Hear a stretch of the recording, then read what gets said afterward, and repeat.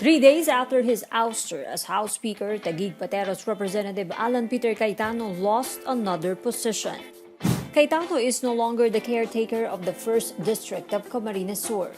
The post was previously held by the late Representative Marisa Andaya, who passed away last July. It happened around 2 a.m. on October 16 when Deputy Majority Floor Leader Mikey Romero acted on the motion to replace Cayetano. Replacing Cayetano as legislative caretaker is Rizal Representative Jack Duavit. Duavit, Andaya, and her widower, former House Majority Leader Nonoy Andaya, all belong to the Nationalist People's Coalition.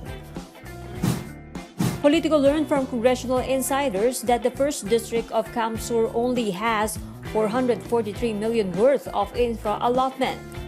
However, when Cayetano was appointed as its caretaker, the allotment ballooned to 3.515 billion. Several lawmakers speculated it was placed in favor of Cayetano's party mate, CamSur 2nd District Representative El Rey Villafuerte.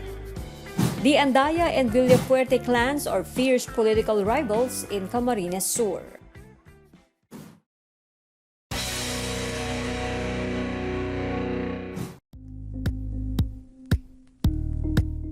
Thank you for watching Politiko TV. Please like and subscribe to our channel for more videos.